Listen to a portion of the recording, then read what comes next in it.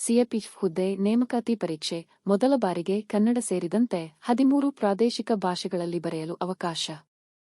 ನವದೆಹಲಿ ಕೇಂದ್ರ ಸಶಸ್ತ್ರ police ಪಡೆಗಳಲ್ಲಿ caps ಖಾಲಿ ಇರುವ ಕಾನ್ಸ್ಟೇಬಲ್ ಹುದ್ದೆಗಳಿಗೆ ನೇಮಕಾತಿ ನಡೆಸಲಾಗುತ್ತಿದ್ದು, ಇದೇ ಮೊದಲ ಕನ್ನಡ ಸೇರಿದಂತೆ 13 ಪ್ರಾದೇಶಿಕ ಭಾಷೆಗಳಲ್ಲಿ ಸಿಎಪಿಎಫ್ ಹುದ್ದೆ ನೇಮಕಾತಿ ಪರೀಕ್ಷೆಗೆ ಅವಕಾಶ ನೀಡಲಾಗಿದೆ. 2024 ಫೆಬ್ರವರಿ 20 ರಿಂದ 2024 ಮಾರ್ಚ್ 7 ರವರೆಗೆ ದೇಶಾದ್ಯಂತ ಗೊತ್ತುಪಡಿಸಿದ ಪರೀಕ್ಷಾ ಕೇಂದ್ರಗಳಲ್ಲಿ ನಡೆಸಲಾಗುತ್ತದೆ.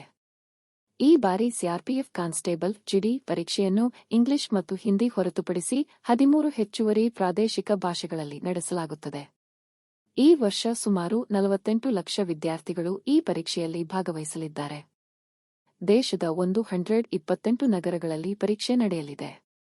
ಕ್ರಫ್ ಕಾನ್ಸ್ಟೇಬಲ್ ಜನರಲ್ ಡ್ಯೂಟಿ ಪರೀಕ್ಷೆಯ ಪ್ರಶ್ನೆ ಪತ್ರಿಕೆಗಳನ್ನು ಈಗ ಅಸ್ಸಾಮಿ, ಬೆಂಗಾಲಿ, ಗುಜರಾತಿ, ಮರಾಠಿ, ಮಲಯಾಳಂ, ಕನ್ನಡ, ತಮಿಳು, ತೆಲುಗು, ಒರಿಯಾ, ಉರ್ದು, ಪಂಜಾಬಿ, ಮಣಿಪುರಿ ಮತ್ತು ಕೊಂಕಣಿ ಸೇರಿದಂತೆ ಕೆಳಗಿನ 13 ಪ್ರಾದೇಶಿಕ ಭಾಷೆಗಳಲ್ಲಿ ಹೊಂದಿಸಲಾಗುತ್ತದೆ.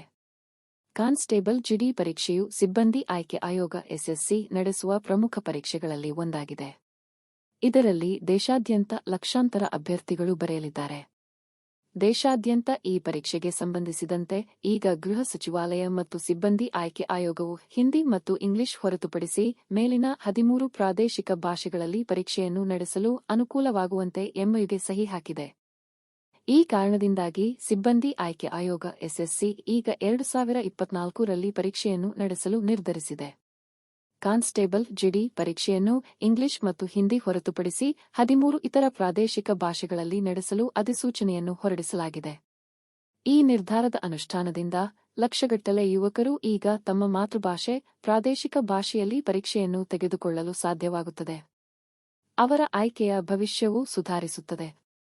ಗೃಹ ಸಚಿವಾಲಯ ನೀಡಿದ ಮಾಹಿತಿಯ ಪ್ರಕಾರ ಇದರ ಪರಿಣಾಮವಾಗಿ ದೇಶಾದ್ಯಂತದ ಅಭ್ಯರ್ಥಿಗಳಲ್ಲಿ ಈ ಪರೀಕ್ಷೆಯ ವ್ಯಾಪ್ತಿಯು ಹೆಚ್ಚಾಗುತ್ತದೆ ಮತ್ತು ಉದ್ಯೋಗಕ್ಕಾಗಿ ಎಲ್ಲರಿಗೂ ಸಮಾನ ಅವಕಾಶ ಸಿಗುತ್ತದೆ.